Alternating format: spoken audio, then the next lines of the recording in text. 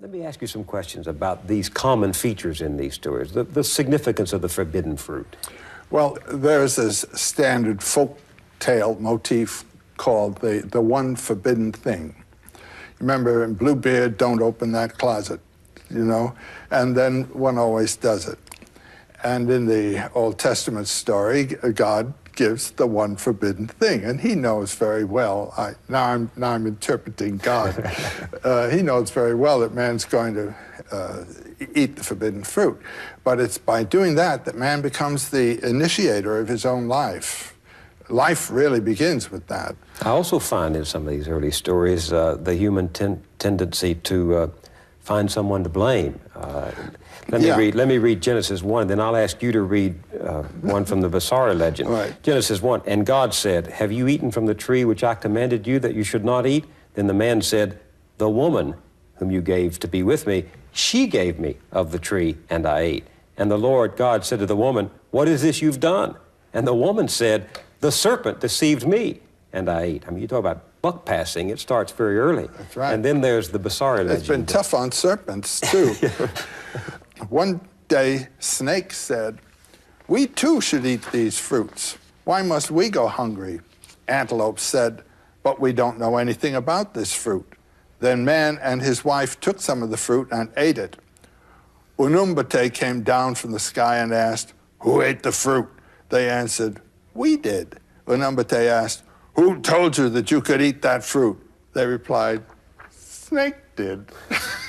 It's the same Poor story. Snake. It's the same What do you story. make of this, that in all of these stories, the principal actors are pointing to someone else as the initiator of the fall? Yeah, but it turns out to be Snake. And Snake in both of these stories is the symbol of life throwing off the past and continuing to live. Why? The power of life, because the snake sheds its skin, just as the moon sheds its shadow. The snake in most cultures is positive. Even the most poisonous thing in India, the cobra, is a sacred animal. And the serpent, the Naga, the serpent king, Nagaraja, is the next thing to the Buddha. Because the serpent represents the power of life in the field of time to throw off death. And the Buddha represents the power of life in the field of eternity to be eternally alive. Now, I saw a fantastic thing of a Burmese priestess, a snake priestess, who had to bring rain to her people by calling a king cobra from his den and kissing him 3 times on the nose. There was the cobra, the giver of life, the giver of rain, which is of life, as a divine, positive, not negative figure. The Christian story has turned it around because the serpent was the seducer. Well, what that amounts to is a refusal to affirm life. Life is evil in this view. Every natural impulse is sinful unless you've been baptized or circumcised in this tradition that we've inherited, for heaven's sakes.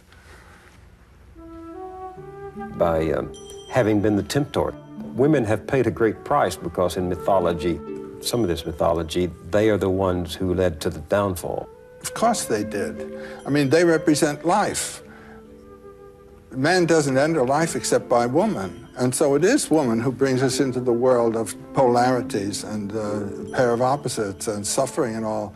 But I think it's a really childish attitude to say no to life with all its pain, you know? To say this is something that should not have been. Schopenhauer, in one of his marvelous chapters, I think it's in The World's Will and Idea, says, life is something that should not have been.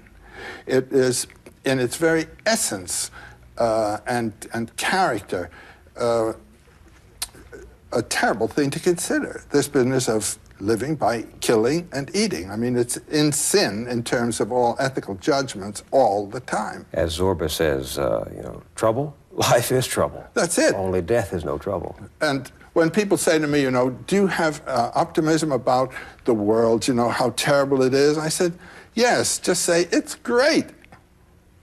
Just the way it is. But doesn't that lead to a rather passive attitude in the face of evil, in the face of You wrong? participate in it. Whatever you do is evil for somebody.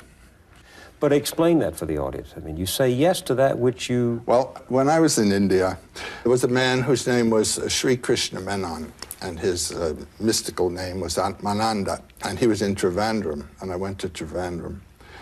And I had the wonderful privilege of sitting face to face with him as I'm sitting here with you.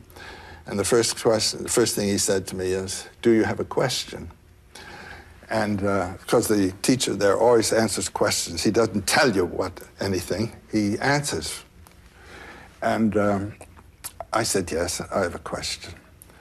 I said, since in Hindu thinking, all the universe is divine, is a manifestation of divinity itself, how could we say no to anything in the world?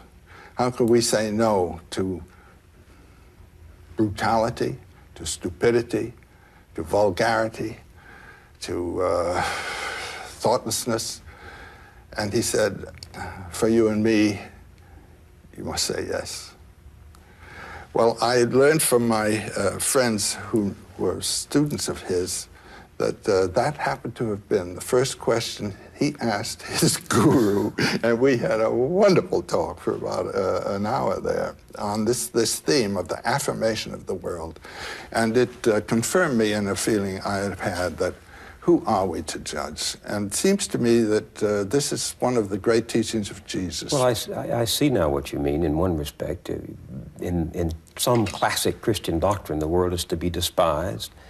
Life is to be redeemed in the hereafter. It is heaven where our rewards come. And if you affirm that which you deplore, as you say, you're affirming the world, which is our eternity of the moment. That's what I would say.